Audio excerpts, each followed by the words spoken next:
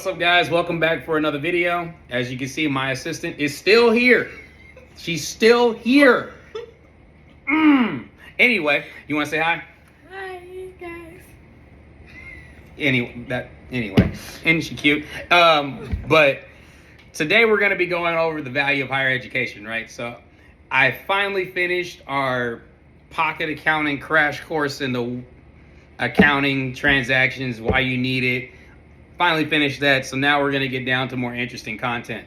And so I'm gonna just like solve a discussion for you really quickly, and she can correct me if I'm wrong because she knows more than me anyway. Let's just get that out of the way. We all know who the brains of this outfit is. It's that one. So let me just say this right now. If you have ever been a person that was like, going to college is not worth it, or if you're that dude that's like, it may not be for me because it's the amount of money is not there. I can make more money doing everything else. It's like, let me just explain to you right now that you're just objectively wrong. Okay? You're just incorrect. You're wrong. I'm going to tell you why you're wrong because you don't even know why you're wrong, but you're wrong. So going to college is not worth the investment. That particular thought comes from the fact that you don't even understand how return on investments work, right? So when you make a return on investment, typically you want to spend less and make more, right? Remember my potato that's sitting over there? Yeah, potato. What do you know? Anyway, my potato that's sitting over there on the edge of the desk. When you're making an investment, you want to invest as little as possible to make as much as possible. That's how investments work. You don't want to just keep dumping money in a hole. That's called the sunk cost fallacy. It's illogical. Don't do that. But when people are saying college is not worth the investment, it's because they overpaid for their education. It's like, why did you do this? I had a former friend, and we used to go back and forth on this like all the time because I primarily went to school online because I wasn't paying for someone else's labor and overhead. Who wants to do that? Like it's like you walking up on a used car lot and the first thing you're like, how much does this car cost? It costs you $6,000. It costs you $6,000 to get the car, but it really only cost them $2,000. And you're gonna pay the $6,000 and you're like, yay. Like, no, absolutely not. So we would go back and forth on this on a regular basis because my friend would say like, well, going to college, you get the college experience, you get to network, you get to meet people, do this and yada, yada. And you know what I would always say? Like, if I really wanted to meet people, I'd go to church for free. I'd get on Facebook. I'd be on YouTube. Shameless plug. I'd go to the gym. I'd go to work. You naturally network in your daily activities, and you don't have to go into debt to like upwards to $100,000 worth of debt just to do that. So why would you do this on purpose? All right. So the next perspective is college is not for me, in which it ain't. It's not for everybody. Academics is not for everybody. I don't like writing for academic papers. I think it's boring and it's a pointless exercise. I don't like it. Now, I can do business writing all day because it's about a block of text about this big. I say what I need to say. I break out. I move on to the next task. But when you're saying college isn't for you, it's not that it's the environment and the structure isn't for you, not the actual value that college brings to you, which is learning. Everybody gotta learn. If you don't learn, you will get left behind, period. Case in point, Willy Wonka's Chocolate Factory. I love using this movie because it's right there in the first 10 minutes. Dad gets laid off. Oh no, what do we do? Well, by the end of the movie, Dad's working at the same factory again. Why? Because he learned how to fix the robot. He learned to fix the robot.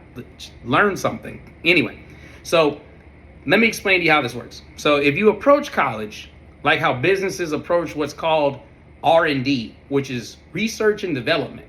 Because when a business wants to learn to do something new, like make a new product, make a new meal, make a new toy, make a new tool, make a new iPhone, they research it and they develop it, and they spend lots of money going into this project, and not knowing whether this project is going to make them the same amount of money when they get out of it. But they don't just willy-nilly pick a project. They do what is called a cost and benefit analysis on whether that project is going to make them that money.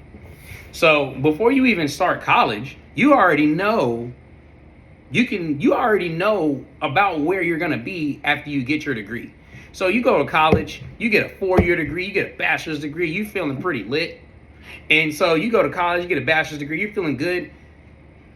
Chances are you can start at a job making anywhere from $40,000 to $60,000, $65,000, depending on your area. That's pretty good money.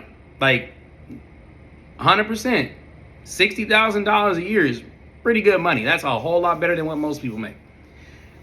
But that's without the context of, hey, I went into $80,000 worth of debt so I could make $60,000. That doesn't make any sense. Okay? You don't want to go into debt.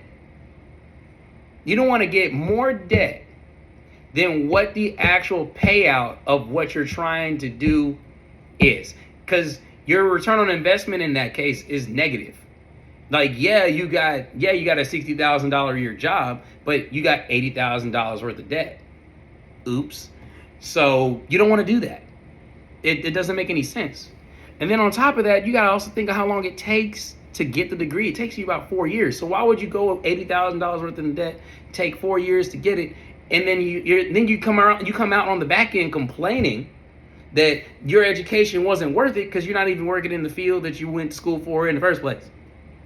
No. Let's dial it back and actually make this. Let's dial it back and actually make this point for what it is.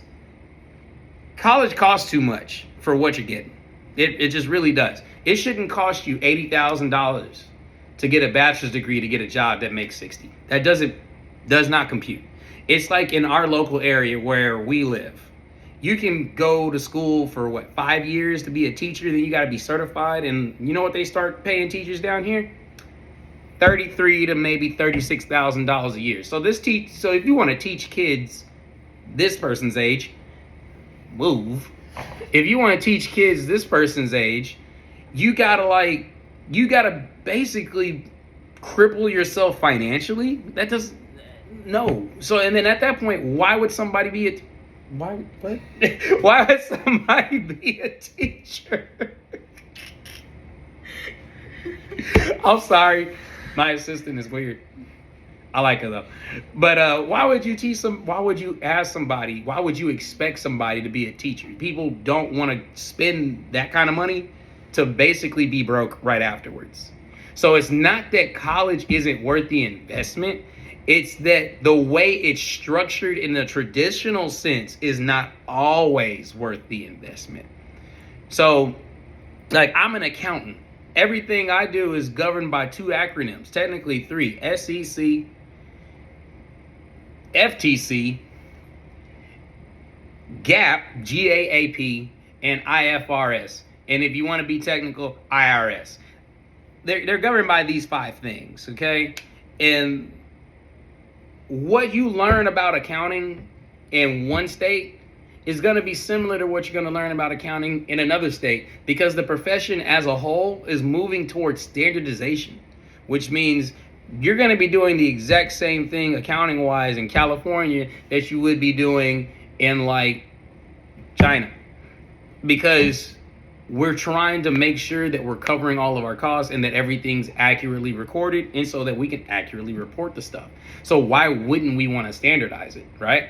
And so if we're standardizing our whole profession, then what am I paying for? What am I paying? I can go to a school and get the same education and training for like $16,000 and get a job making 60. Or I can go burn money in the street and get the same gig, $60,000 gig, get the same $60,000 gig, but it costs me $80,000 to $100,000 to do it. That's not the wisest decision. Okay, that's for your finances. That isn't the wisest decision. You always want to learn, because by learning, you're able to do another job, you're able to perform another task, and typically those tasks are worth more money because think about it. I want you to understand that a lot of people out here just don't want to learn. Like, they don't care, they don't want to learn, they just want the money for nothing, and that's not how that works. Okay, so as long as you're willing to learn and you're willing to invest in your own knowledge, your own skills, and your abilities at performing a task, you will make more money year after year just by nature of you continuing to learn. But if you just like wake up like some of these folks on the internet and they're just like, hey, college ain't worth going to, then I'm like, no, you're just wrong, because you just can't do math. Okay, you can't math. Math is not hard. Don't take her perspective on it. But math is not hard. Is math hard? No. All right then. See, told you she was smart. Anyway, that's the general gist of it. Don't want to take this and make this into like a longer, bigger thing. So, but if businesses have to learn so they can keep improving their products, so they can get better, so they can do other things. Why do you think you have a really good camera on your iPhone? Why do you think your iPhone's got FaceTime? They didn't start like that. They iterated upon them to get to that point because they had to do learning. They had to research their customers. What do you guys want? And then we make it. That's R&D. And it's the same thing for when you're going to college. You're going, all right, I need to learn something. I need to figure something out so I can make a thing or do a task. I can start my own business with this task, or I can go work for a company, and then I can use that knowledge, that learning, to sell this product in an effort to provide for myself and for my family. That's the whole point of going to school. That's it. People just get lost in that. They get lost in the sauce of trying to figure out, is trade school better than college, because tradesmen and college people, they don't get along, but really they both got to learn from somewhere.